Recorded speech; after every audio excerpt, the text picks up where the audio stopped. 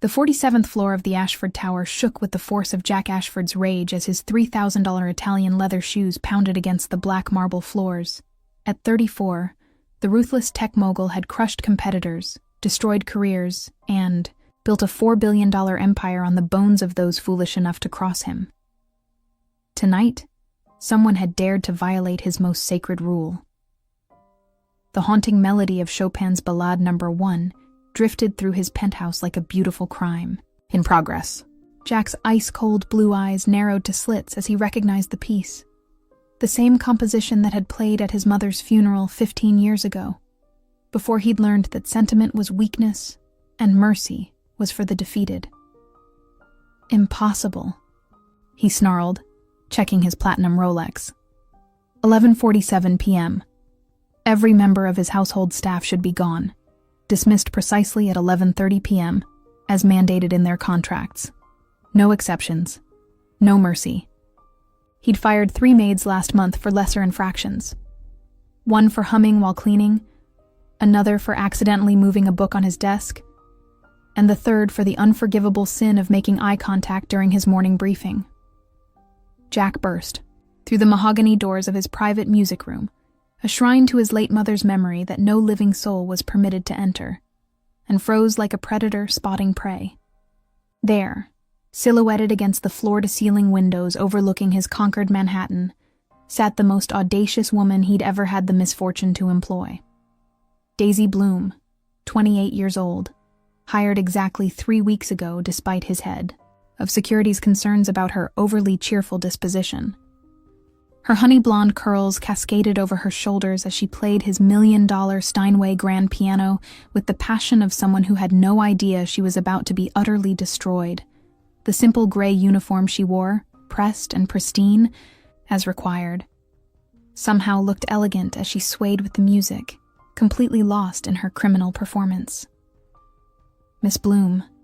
Jack's voice cut through the final notes like a blade through silk, cold enough to freeze hell itself. Daisy's hands flew off the keys as if electrocuted. She spun around, her emerald eyes wide with terror, and promptly knocked over the antique music stand. Sheet music, his mother's personal collection, scattered across the Persian rug like wounded birds. Mr. Ashford, oh God, I can explain. Can you? Jack stepped into the room with the calculated grace of a shark circling wounded prey. Because what I'm witnessing appears to be grand theft, trespassing, and destruction of priceless property. That's 15 years in prison, Miss Bloom. Daisy scrambled to collect the scattered papers, her hands shaking so violently she could barely grasp them. I'm so sorry, sir. I was just finishing the dusting, and I saw the piano, and it looked so lonely, and I thought maybe if I just touched one key. You thought? Jack's laugh was arctic. You were paid to clean, not to think. Certainly not to violate the most sacred space in my home. He moved closer, towering over her kneeling form. Tell me, Miss Bloom, what makes you believe you have the right to touch? Something worth more than your pathetic annual salary? Tears began forming in Daisy's eyes, but she lifted her chin with surprising defiance. Because music isn't meant to be locked away like a prisoner, Mr. Ashford. It's meant to be shared, to bring joy. Joy. Jack's voice dropped to a whisper that somehow felt more menacing than shouting. Joy is a luxury for people who can afford mistakes. You cannot. He pulled out his phone. Security will escort you out. You'll receive no severance, no references, and I'll ensure every employment agency in New York knows exactly why you were terminated. Please, Daisy whispered, still clutching the sheet music. I need this job. My grandmother's medical bills. Your grandmother's medical bills are not my concern. Jack's cruelty was surgical. Precise. Your inability to follow simple instructions is. But as he watched a tear roll down Daisy's cheek, something unexpected happened. The sheet music in her hands caught his attention. Rachmaninoff's piano. Concerto No. 2, marked with pencil notations in his mother's handwriting. The same piece Daisy had been playing moments before. You can read her annotations, he said suddenly, his voice losing some of its ice. Daisy looked down at the papers, in confusion. Yes, she had beautiful handwriting, and her musical interpretations are extraordinary. Jack's world tilted slightly. Those annotations were in Italian, his mother's native language. They were technical notes that only a conservatory-trained musician could understand. "Who are you?" he demanded. "I'm exactly who you think I am," Daisy said, climbing to her feet with wounded dignity. "You're fired Maid." But Jack had built his empire on reading people, on detecting deception beneath polished facades. Every instinct screamed that Daisy Bloom was hiding something that could change everything. A slow, predatory smile spread across his aristocratic features, the same smile that had preceded the destruction of countless careers. "Actually, Miss Bloom, I have a better idea than firing you." He moved to his desk, pulling out a thick black folder. "You see, I have a problem that requires a very specific solution." Daisy watched warily as photographs spilled from the folder. Images of a distinguished silver-haired man at various charity galas, always surrounded by New York's elite. "Victor Sterling," Jack announced, his voice dripping with venom. "My former business partner, my greatest rival, and the man who destroyed my father's company 20 years ago. He's hosting his annual Harmony for Hope gala next Friday. 500 of the city's most powerful people, all gathered to worship at the altar of his false philanthropy." "What does this have to do with me not being fired?" Daisy asked carefully. Jack's smile turned absolutely vicious. "Sterling prides himself on discovering new musical talent. His ego is his greatest weakness. If a mysterious pianist were to appear at his gala and completely overshadow his precious event..." "You want me to sabotage a charity event?"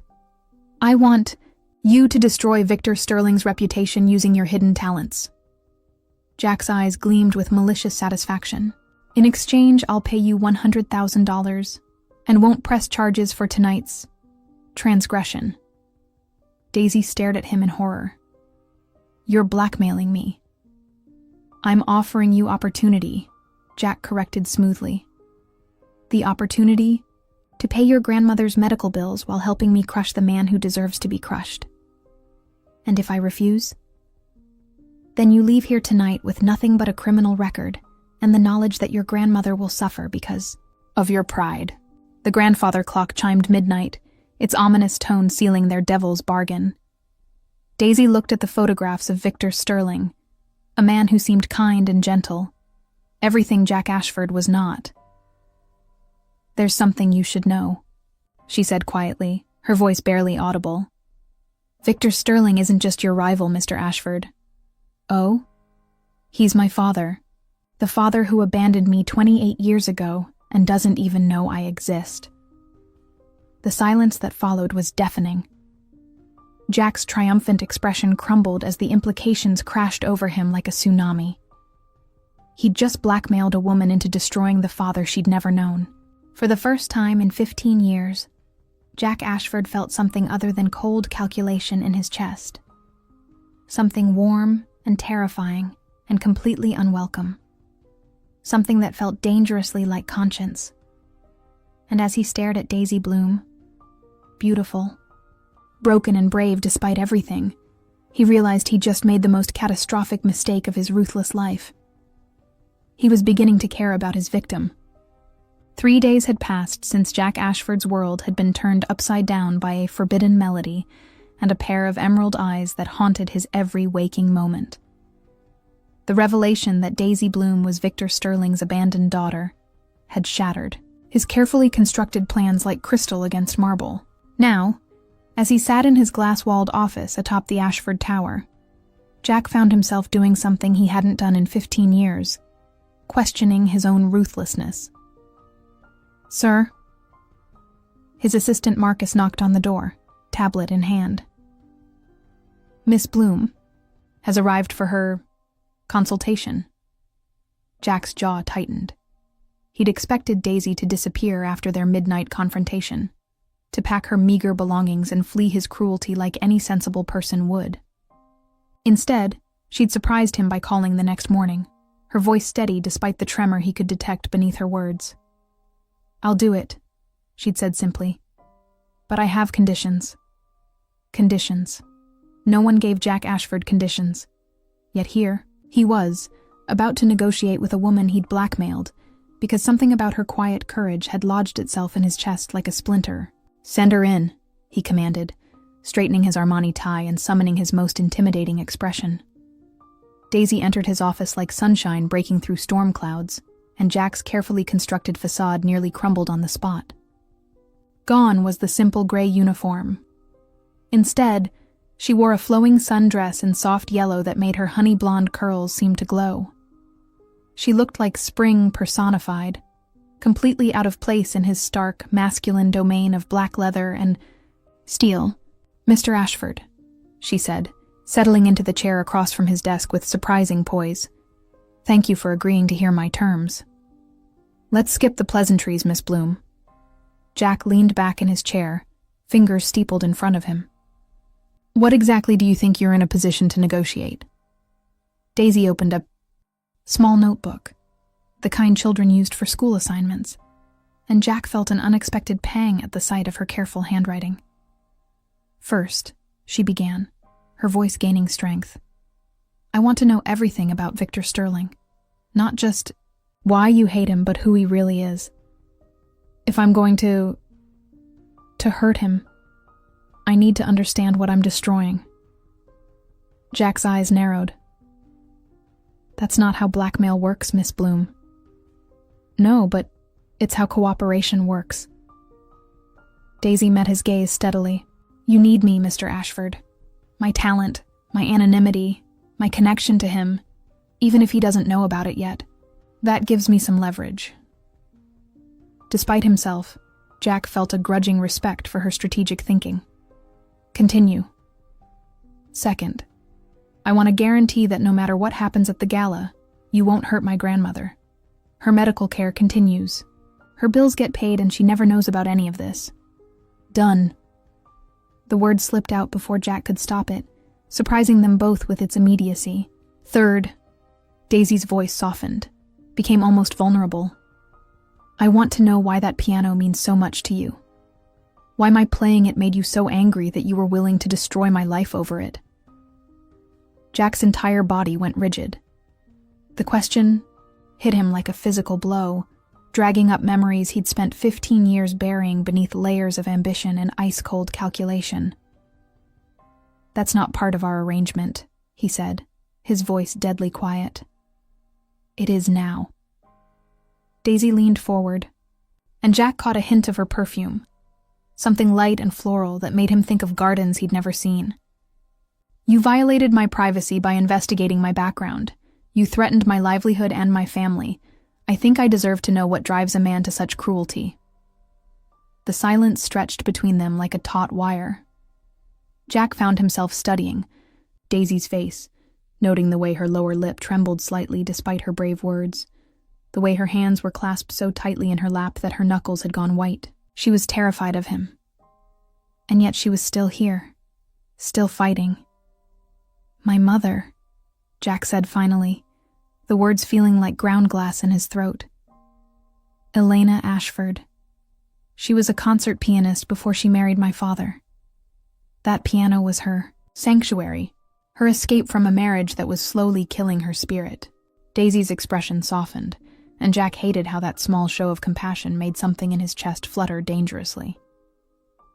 "She died when I was 19, he continued, his voice becoming clinical, detached.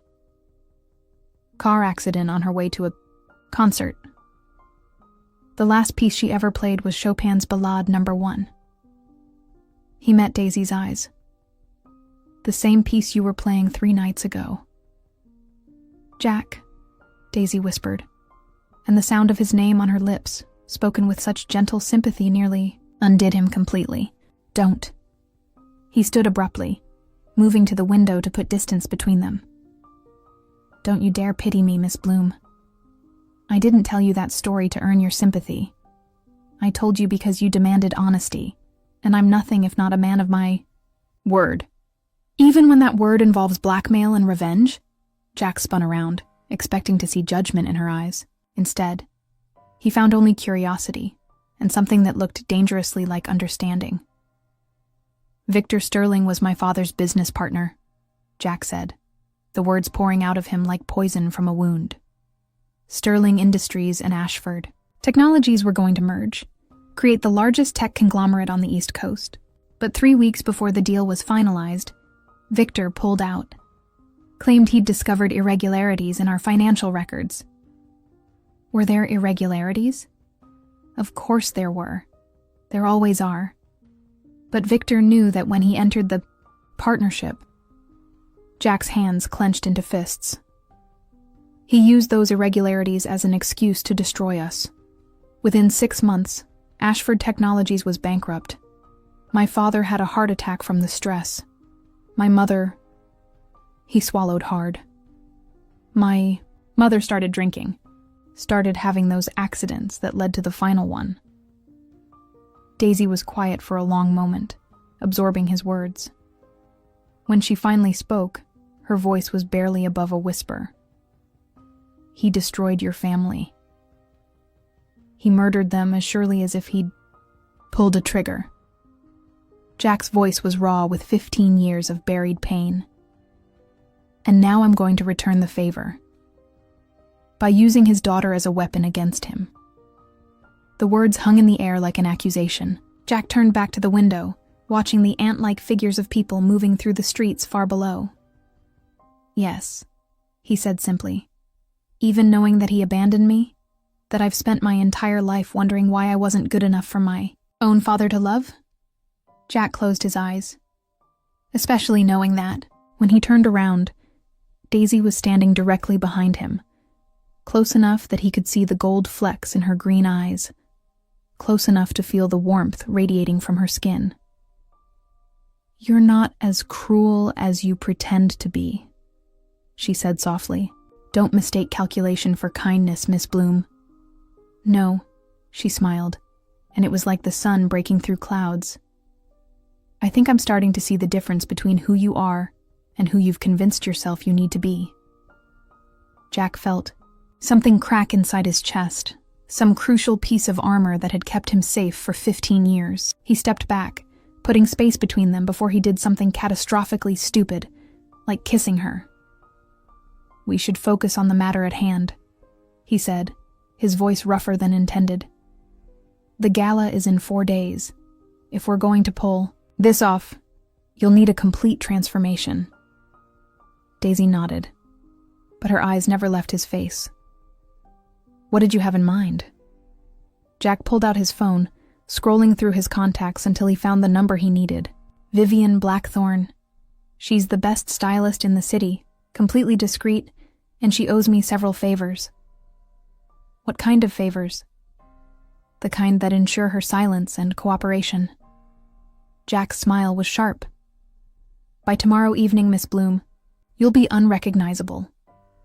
The mysterious pianist who captivates Victor Sterling's gala will be a woman of elegance and sophistication, someone worthy of the Sterling family name. And what happens after? Daisy asked quietly. After I've helped. You destroy him? Jack met her gaze, and for a moment, he allowed himself to imagine a different answer.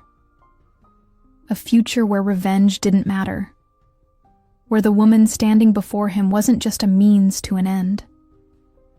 But fairy tales were for children, and Jack Ashford had stopped believing in happy endings the day his mother's car skidded off that rain-slicked road. After, he said, his voice returning to its familiar ice. You disappear.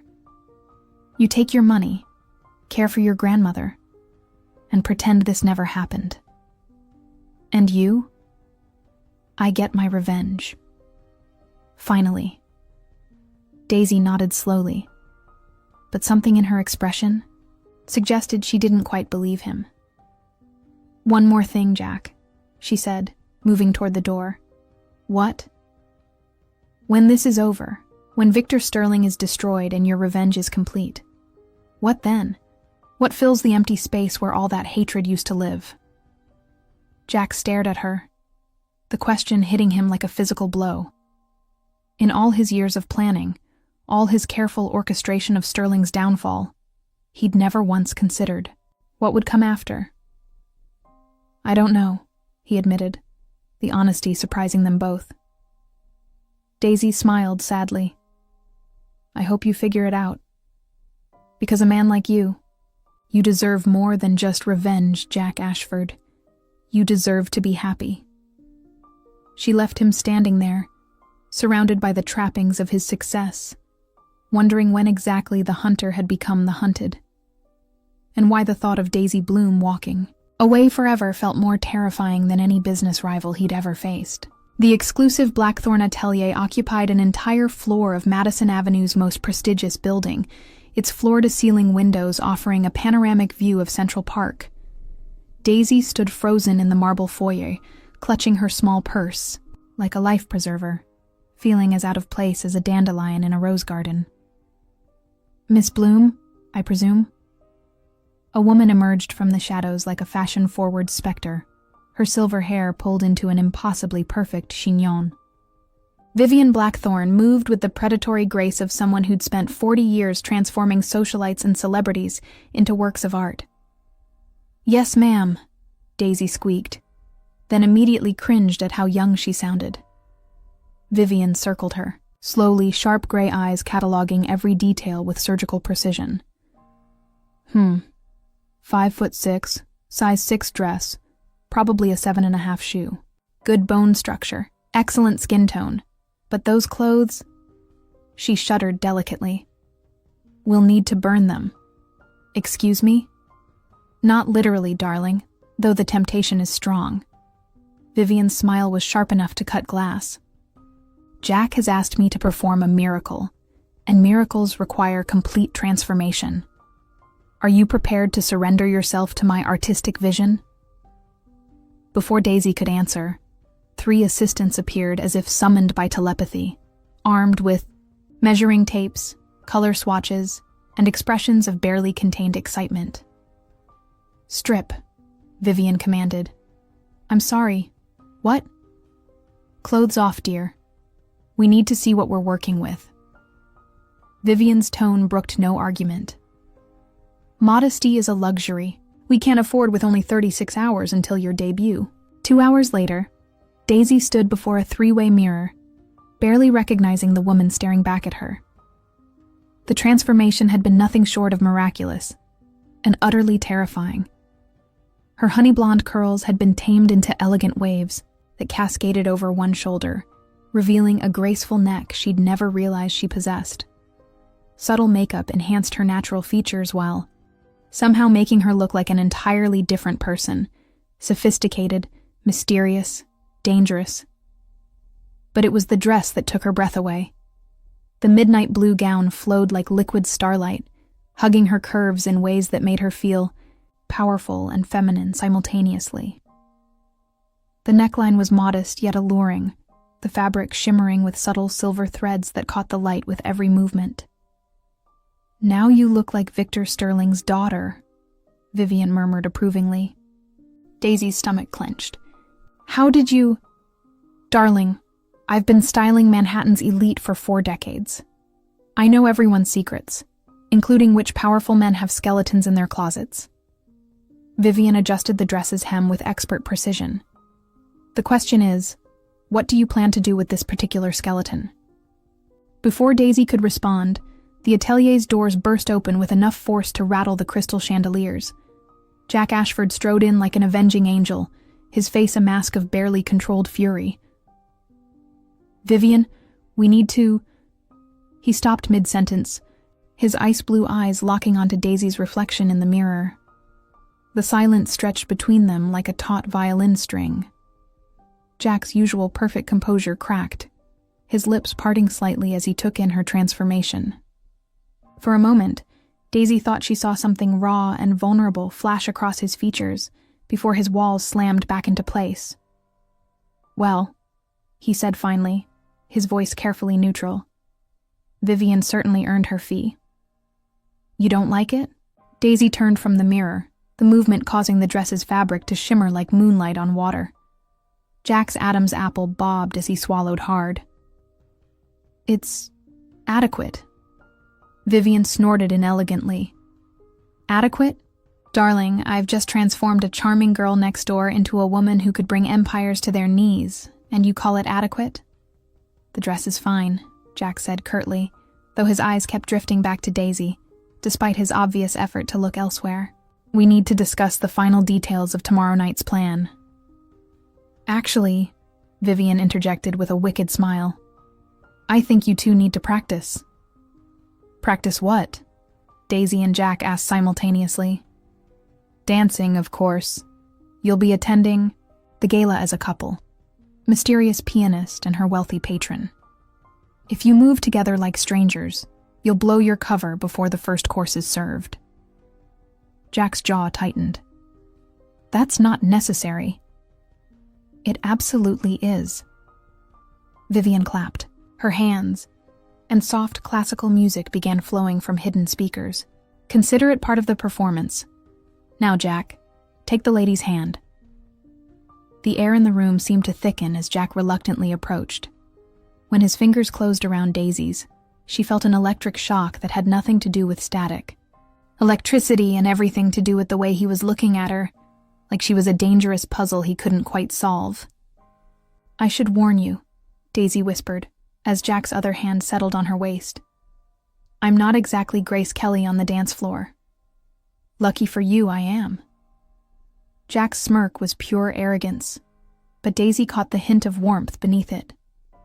He began to lead her in a simple waltz, and Daisy was shocked to discover that Jack Ashford, ruthless businessman and emotional iceberg, danced like he'd been born to it. His movements were fluid, confident, and surprisingly gentle. Where did you learn to dance like this? She asked, allowing herself to relax into his lead. Mandatory cotillion classes. My mother's idea. Jack's expression softened slightly. She said every gentleman should know how to make a woman feel like she's floating on air. She sounds like she was wonderful. She was. Jack spun Daisy, expertly, then pulled her back into his arms. She would have liked you. The words slipped out before he could stop them, and Daisy saw the immediate regret flash across his face. But she also saw something else, a longing so deep it made her chest ache. Jack, she began softly. Don't. His voice was rough. Whatever you're about to say, don't.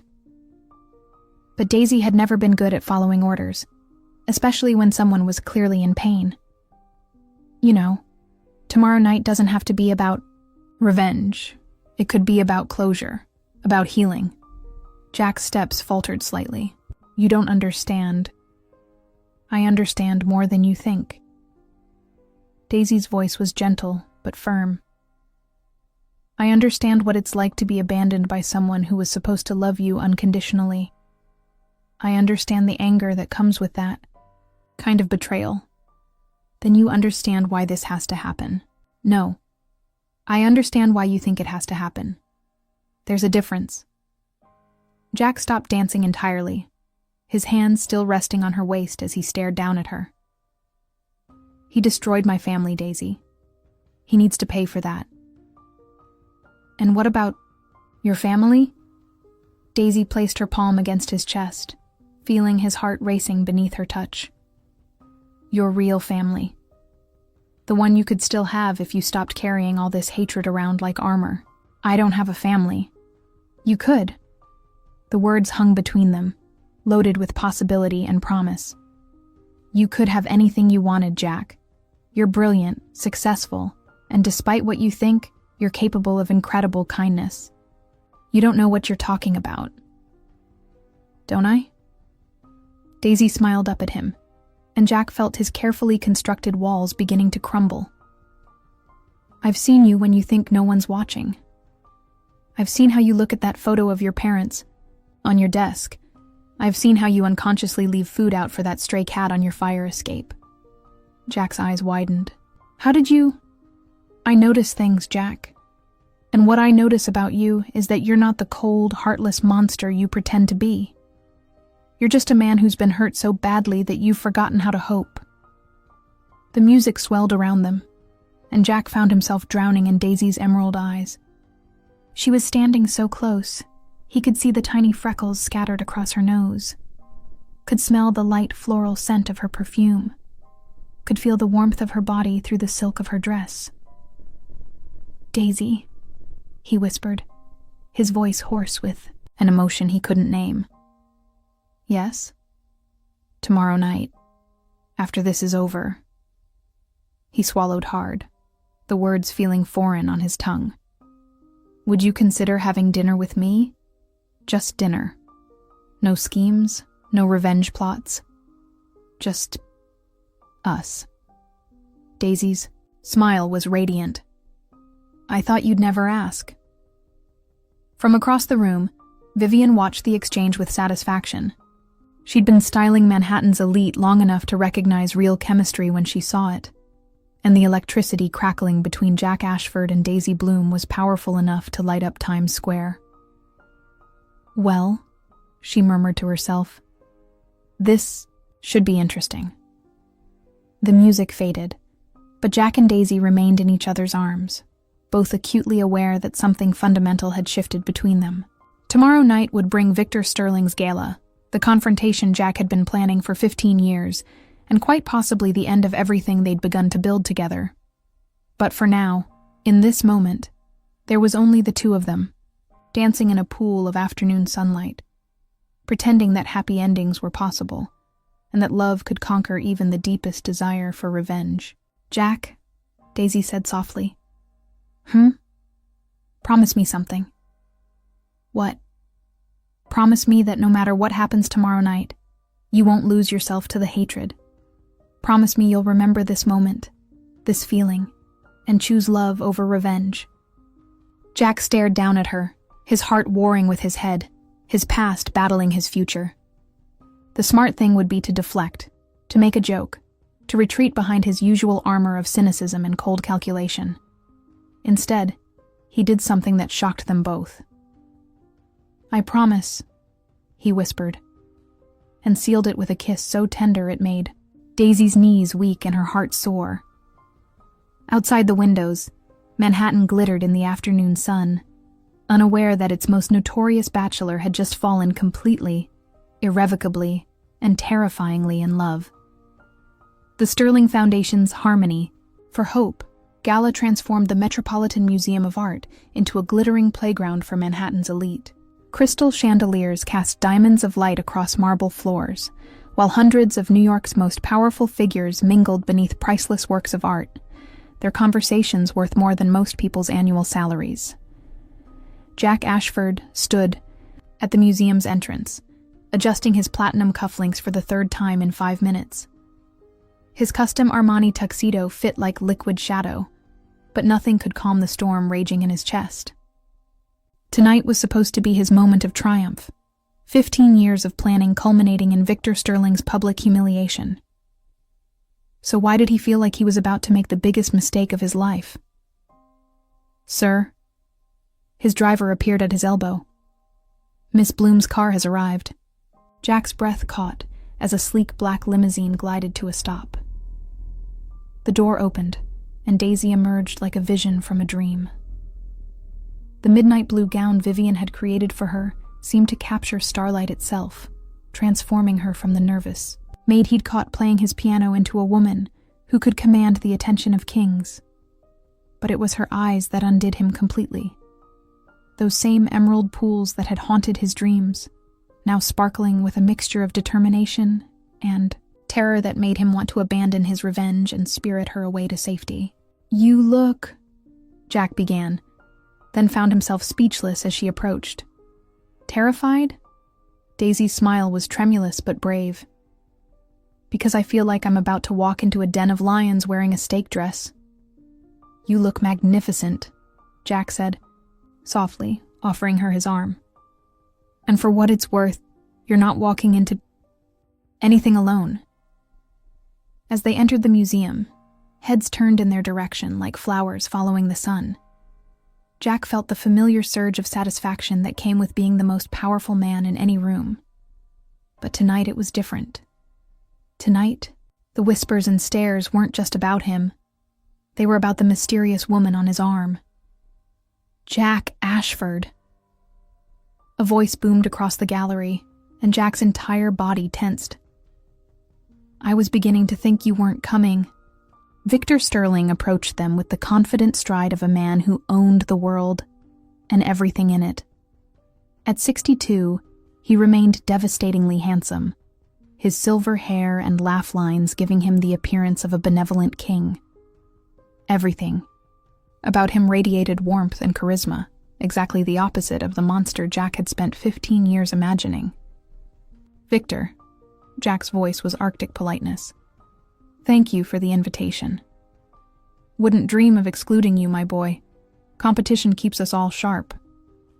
Victor's eyes shifted to Daisy, and something flickered across his features, a recognition so brief, Jack almost missed it. And who is this lovely creature? Jack felt Daisy's hand tighten on his arm, her entire body going rigid. This was it. The moment they'd rehearsed, the beginning of Victor Sterling's destruction. May I present Miss Dahlia Blue? Jack said smoothly, using the stage name they'd crafted. She's a pianist of extraordinary talent. Dahlia Blue, Victor repeated slowly, his voice carrying a strange quality Jack couldn't identify. What a beautiful name. Tell me, Miss Blue, where did you train? Daisy's voice, when she finally found it, was barely above a whisper. Juilliard, sir. Though I prefer to let my music speak for itself. Wise philosophy. Victor smiled, but his eyes never left Daisy's face. You know, you remind me of someone I once knew, someone very dear to me. Jack watched this exchange with growing unease. Something was happening here, something he hadn't anticipated. The way Victor looked at Daisy wasn't the casual interest of a philanthropist meeting a performer. It was the desperate searching of a man looking for ghosts. Perhaps Miss Blue could grace us with a performance later this evening, Jack interjected, eager to regain control of the situation. Actually, Victor said, his voice gaining strength. I was hoping she might join me for a private conversation first. There's something I need to ask her. Daisy's face went pale. I'm not sure. Please. Victor's voice cracked slightly. It's important. Jack felt his carefully laid plans beginning to crumble. This wasn't how it was supposed to go. Victor was supposed to be the arrogant, dismissive monster who'd destroyed Jack's family. He wasn't supposed to be looking at Daisy like she was a miracle he'd been praying for his entire life. Of course, Daisy said quietly. I'd be honored. As Victor led Daisy away toward a quieter corner of the gallery, Jack felt something cold and terrible settle in his stomach. He'd set this in motion, orchestrated every detail, but suddenly he realized he had no idea how it would end. 20 minutes later, Jack found them in the museum's sculpture garden, their heads bent together in intense conversation. As he approached, he caught fragments of their exchange. Always wondered what happened to her, Victor was saying, his voice thick with emotion. Your mother, Elena Martinez. I searched for years, but she disappeared after you refused to acknowledge her pregnancy. Daisy's voice was steady, but laced with pain. After you chose your reputation over your child. Jack froze. Elena Martinez. The name hit him, like a physical blow. His mother's maiden name had been Elena Rossi, but Martinez. You don't understand, Victor said desperately. I never knew. Elena never told me she was pregnant. When she left, she just vanished. I thought she'd found someone else. Someone better than a foolish young man who was too afraid to defy his father. So you're saying you didn't know about me? Daisy's voice cracked.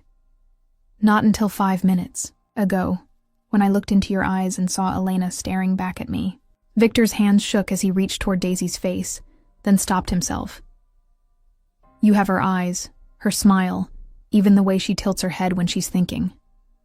God, how could I have been so blind? Jack watched this reunion with growing horror, pieces of a puzzle clicking into place in his mind. If Daisy was Victor's daughter, if Victor truly hadn't known about her existence, then everything Jack believed about the man's character was wrong. But more than that, if Victor hadn't deliberately abandoned Daisy, then Jack was using an innocent woman's pain to destroy a man who might not deserve destruction. "I need to know," Victor continued, his voice breaking. "How is Elena? Is she well?" Daisy's face crumpled. "She died when I was 10. Cancer. She used to tell me stories about a man she loved, a man who couldn't choose love over duty. I never knew she was talking about you." Victor's composure shattered completely. The powerful billionaire who commanded boardrooms and charity galas fell to his knees in the sculpture garden, overcome by 28 years of grief and regret. "I'm so sorry," he sobbed. "I'm so goddamn sorry. If I had known, if she had told me." She was proud. Daisy knelt beside him, her own tears flowing freely. Too proud to ask for help from someone who'd already rejected her once. Jack stood frozen in the shadows, watching the man he'd spent 15 years hating break apart with genuine anguish. This wasn't the cold, calculating villain of his imagination. This was a broken father mourning the woman he'd lost and the daughter he'd never known. Everything Jack had believed, everything he'd built his revenge upon, was crumbling like sandcastles in the tide. "Ladies and gentlemen," an announcer's voice echoed through the museum, "please join us in the main gallery for this evening's special performance." Victor and Daisy helped each other to their feet, both struggling to compose themselves. As they walked back toward the gala, Victor turned to Daisy with desperate hope in his eyes. Would you consider letting me be part of your life? I know I have no right to ask, but I've lost so much time already." "I'd like that," Daisy whispered. "I'd like that very much." Jack followed behind them, his mind reeling. He should feel triumph. His plan was working perfectly. Daisy had infiltrated Victor's defenses, gained his trust, set him up for the devastating public humiliation that was about to unfold. But all Jack felt was sick. As they reached the main gallery, where a grand piano waited center stage, Jack caught Daisy's eye. She looked at him with a mixture of confusion, pain, and something that might have been accusation. She'd found her father, the father she'd always dreamed of meeting, and in a few minutes, Jack was going to force her to destroy him. The crowd quieted as Daisy approached the piano, her midnight blue gown flowing behind her like liquid night. Jack stood at the edge of the gathering, his hands clenched into fists, watching the woman he loved prepare to break her own heart for his revenge.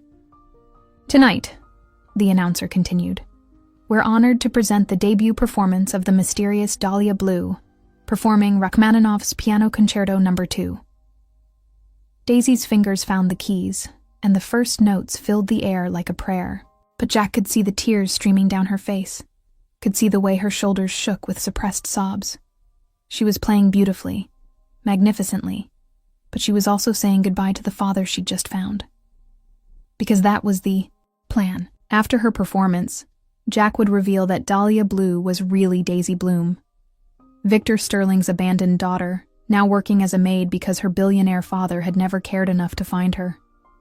It would destroy Victor's reputation, his relationships, his standing in society.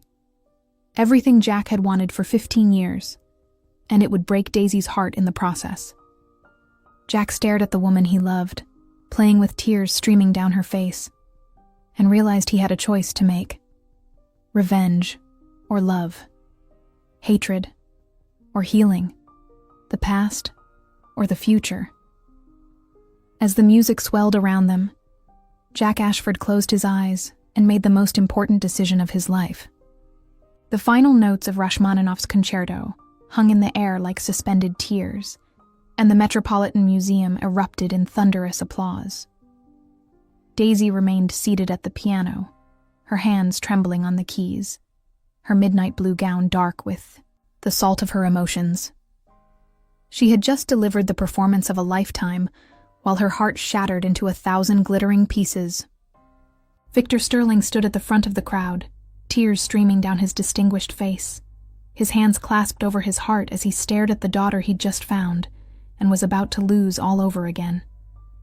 Jack watched from the shadows, the weight of his decision crushing down on him like a collapsing building. In his jacket pocket, his phone buzzed insistently. The signal from his tech team that they were ready to broadcast Daisy's true identity to every major news outlet in the city. One word from him, and Victor Sterling's reputation would be destroyed forever. All he had to do was say yes. "Ladies and gentlemen," the announcer's voice cut through the applause, "Mr. Jack Ashford would like to say a few words about tonight's remarkable performer." This was it. The moment Jack had orchestrated down to the second. He walked to the small podium that had been prepared, every eye in the room following his movement. The city's most powerful people waited in anticipation, sensing that something momentous was about to unfold. Jack's gaze found Daisy's across the gallery. She looked at him with such profound sadness that it nearly brought him to his knees. She knew what was coming. She'd accepted that the fairy tale reunion with her father would last exactly as long as it took Jack to deliver his killing blow. But she wasn't looking at him with hatred or accusation. Instead, her eyes held forgiveness, understanding, and something that looked heartbreakingly like love. That look destroyed him completely. "Thank you," Jack began, his voice carrying easily across the hushed gallery. "Tonight, we've witnessed something truly extraordinary. A performance that reminds us why music has the power to heal, to transform, to bring people together across impossible divides." He paused, his eyes moving from Daisy to Victor, seeing the desperate hope in the older man's face, the way he couldn't stop staring at his newfound daughter as if she might vanish at any moment. "I came here tonight with a very different speech. Prepared," Jack continued, his voice growing stronger. "A speech about revenge, about settling old scores, about making people pay for past grievances. But watching Miss Blue perform, seeing the pure joy and love she brings to her music, has reminded me of something I'd forgotten." The room was so quiet that the whisper of silk against marble seemed loud as thunder. 15 years ago, my family's company was destroyed in a business deal gone wrong. My father died of a heart attack from the stress. My mother died in a car accident while driving to what would have been her final concert. Jack's voice cracked slightly. "For 15 years, I've carried that pain, that anger, that need for someone to pay for what I lost." Victor Sterling's face had gone ashen. Recognition dawned in his eyes as he realized exactly who was standing at the podium. "You're Elena Ashford's son," Victor whispered, loud enough for the front rows to hear. "I am," Jack nodded. "And you're the man I blamed for destroying my family." Gasps rippled through the crowd. Society reporters reached for their phones, sensing the scandal of the decade unfolding before their eyes. "But tonight," Jack continued, his voice becoming gentler, "I learned something that changes everything. I learned that sometimes the monsters we create in our minds are just broken people carrying their own pain, their own regrets, their own impossible losses." He looked directly at Victor, seeing not the cold villain of his imagination, but a man who'd spent 28 years mourning a love he'd lost and a daughter he'd never known. "Victor Sterling didn't destroy my family out of cruelty or calculation," Jack said to the stunned audience. "He made a business decision that had terrible consequences, yes. But he also lost the woman he loved and the chance to know his daughter because of choices made in fear rather than malice." Jack pulled his phone from his pocket, the device that could still ruin Victor with a single command. Instead of activating it, he powered it down completely. "Tonight, I choose love over revenge. I choose healing over hatred. I choose to honor my mother's memory not by destroying others, but by becoming the man she raised me to be." The silence that followed was deafening. Then, slowly, Victor Sterling began to walk toward the podium, his steps uncertain, but determined. "Jack." Victor's voice was rough with emotion. "Your mother. Elena was the light of my life. When she left, when the business deal fell through, I thought I'd lost everything. I never knew about the pregnancies, either of them. If I had..." "I know," Jack said simply. "I believe you." Victor reached the podium, his eyes bright with tears. "Can you ever forgive a foolish old man who let fear make his choices for him?" Jack looked out at the crowd, at Daisy, who was watching this exchange with wonder, at the society elite who'd come expecting entertainment and found something far more profound. "I think," Jack said slowly, "that forgiveness is something we all need to practice more often." Victor Sterling, one of the most powerful men in New York, broke down completely. He pulled Jack into an embrace that was 15 years overdue, two broken men finding healing in the most unlikely place. The crowd erupted in applause again, but this time it was different. This wasn't the polite clapping of society obligation. This was the genuine emotion of people witnessing something beautiful and rare. "There's something else," Jack said as the applause died down. "Someone else you should meet properly." He gestured for Daisy to join them, and she rose from the piano bench like a vision in midnight blue. As she approached, Victor's eyes never left her face, drinking in every detail as if he was afraid she might disappear. "Victor Sterling," Jack said formally, "I'd like you to meet Daisy Bloom, your daughter." "I prefer Dahlia Blue, actually," Daisy said with a tremulous smile. "I think it suits me better." Victor laughed through his tears, a sound of pure joy that made everyone in the gallery smile despite themselves. "Dahlia Blue it is, though you'll always be perfect to me, no matter what name you choose." "I have so many questions," Daisy whispered, as Victor pulled her into his arms. "About Mom, about you, about everything." "We have time," Victor said, holding her close. "All the time in the world." As father and daughter embraced, Jack felt a hand slip into his. He looked down to find Daisy's fingers intertwined with his, her touch warm and grounding. "That was the most beautiful thing I've ever witnessed," she said softly, her eyes shining with love and pride. "Your mother would be so proud of the man you've become." "I had a good teacher," Jack replied, bringing her hand to his lips. "Someone who showed me that love is always stronger than hate." "What happens now?" Daisy asked. Jack looked around the gallery, at Victor, who was already making plans to spend time with his daughter, at the society crowd, who were witnessing the most romantic scandal in Manhattan history, at the museum's priceless art, which seemed somehow less beautiful than the woman standing beside him. "Now," Jack said, his voice full of possibility, "we write a new story, one where the hero gets the girl, the father finds his daughter, and everyone lives happily ever after." "You think we get a happy ending?" Daisy's smile was radiant. "I think," Jack said, pulling her closer, "that we get whatever ending we choose to write together." As if on cue, the museum's string quartet began playing a soft waltz. Jack extended his hand to Daisy with a theatrical bow. "Miss Blue, would you do me the honor of this dance?" "I thought you'd never ask, Mr. Ashford."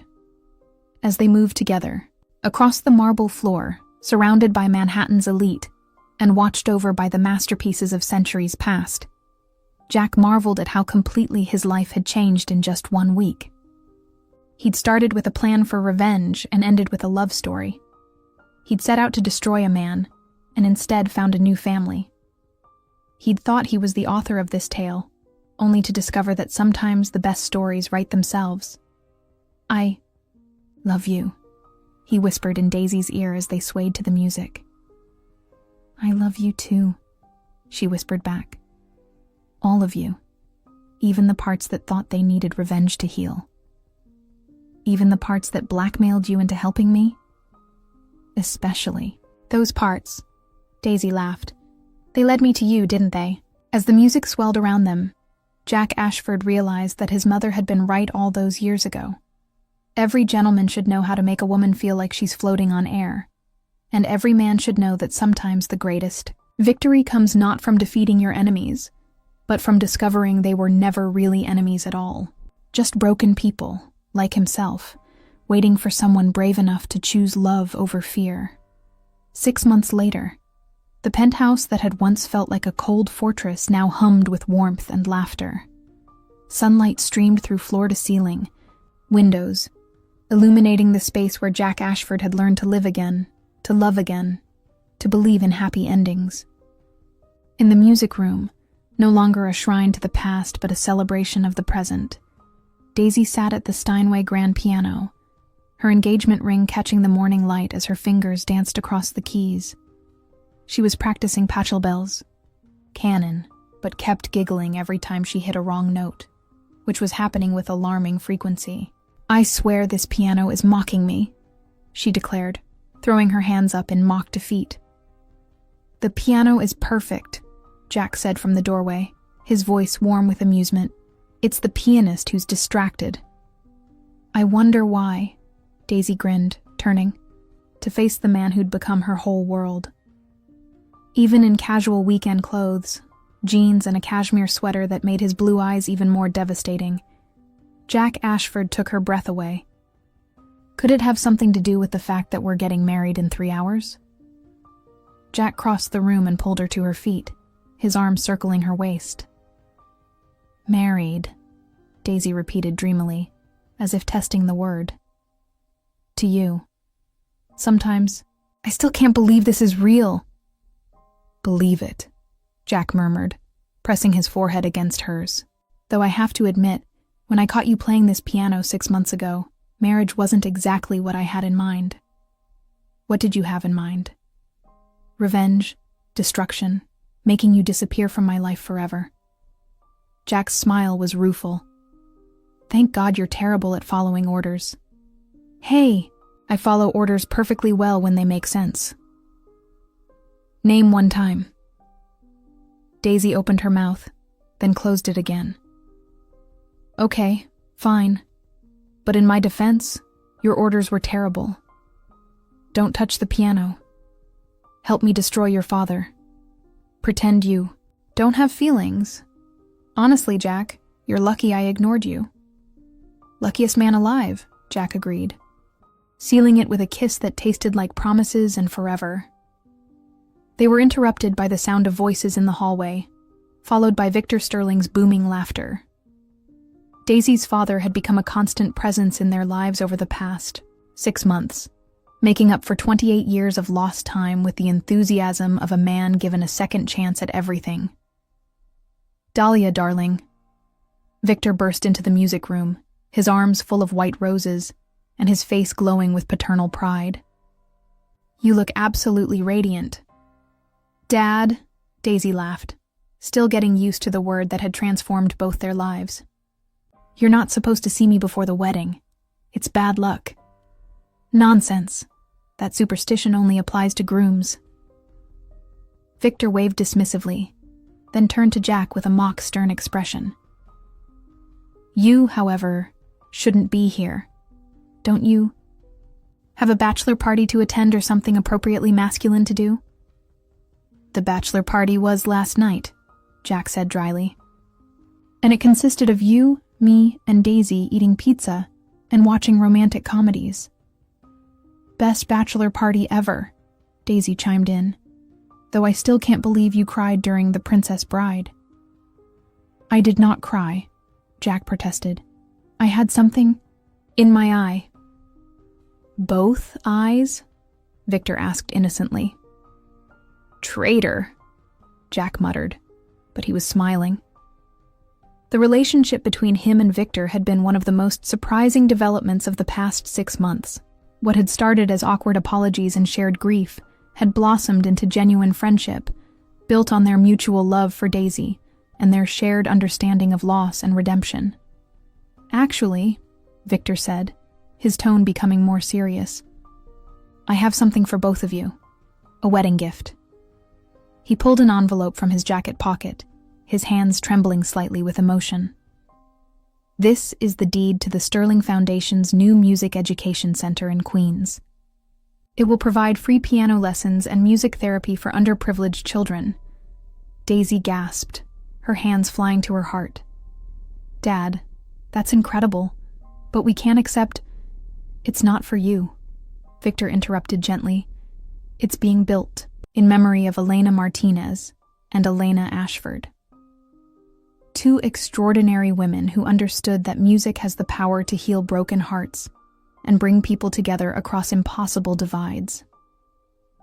Jack felt his throat tighten with emotion.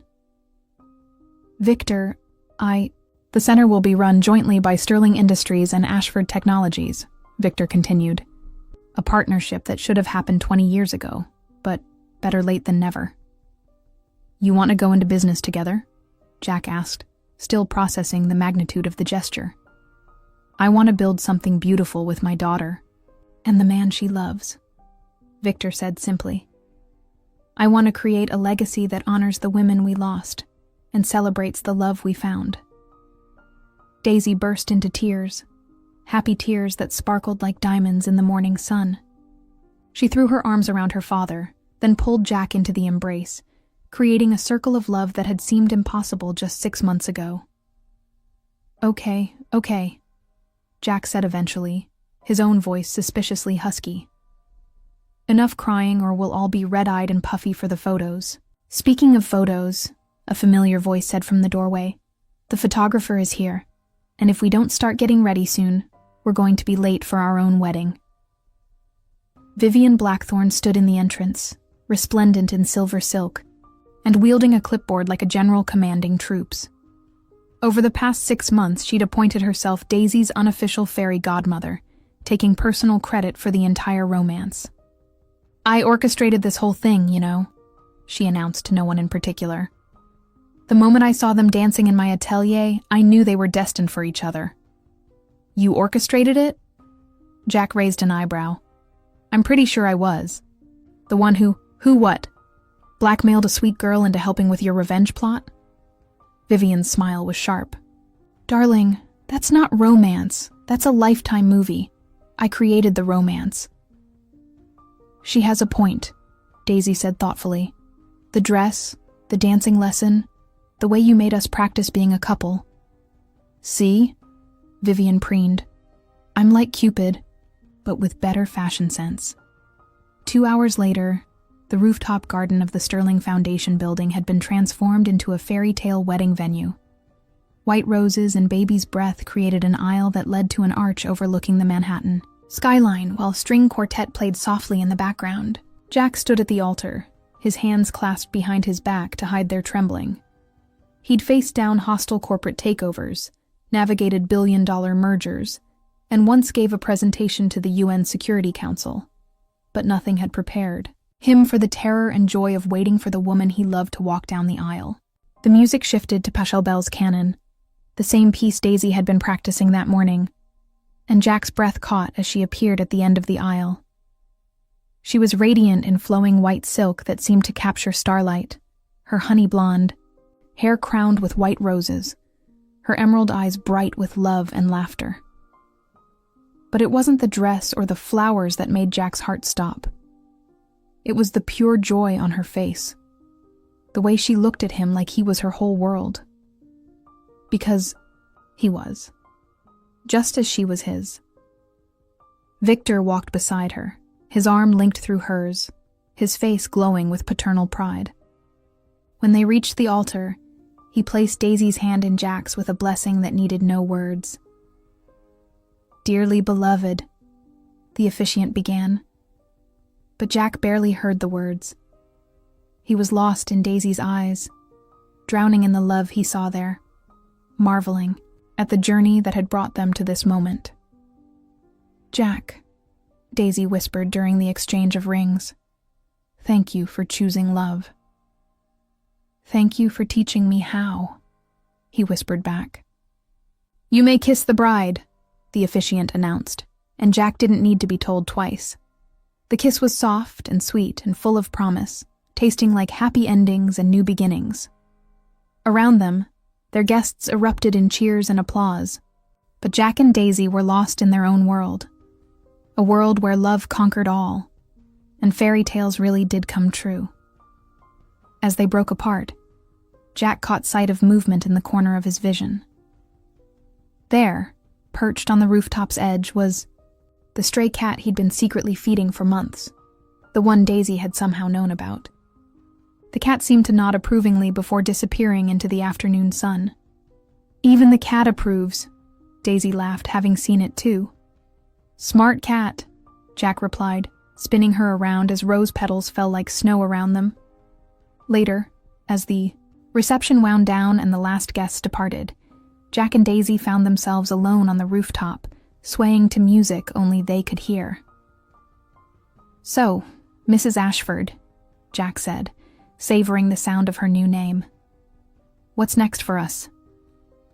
"Well," Daisy grinned, "I was thinking we could start with a honeymoon. Somewhere with lots of pianos for me to play inappropriately." "Sounds perfect. And after that?" "After that, we build the life we dreamed of. We run the music center. We love each other. We maybe add a few little Ashfords to the mix someday. Little Ashfords who will hopefully inherit your musical talent, and not my tendency toward vengeful plotting." "Oh, I don't know," Daisy mused, her eyes twinkling with mischief. "A little plotting never hurt anyone. After all, if you hadn't plotted to use me against my father, we never would have met." "True," Jack conceded. "Though next time I plan to blackmail someone, remind me to fall in love with them first. It makes the whole process much more enjoyable." "Deal," Daisy laughed, pulling him down for another kiss. As the sun set over Manhattan, painting the sky in shades of gold and pink, Jack Ashford realized that his story had the perfect ending after all. Not the ending he'd planned. That had involved revenge and destruction and a very lonely future. This ending involved love and laughter, and a woman who taught him that the best symphonies were written not in solitude, but in harmony with someone who understood your heart. And as Daisy hummed softly against his lips, Jack knew that their real love story was just beginning, because the best music, like the best love, was meant to be shared, forever and always. The end.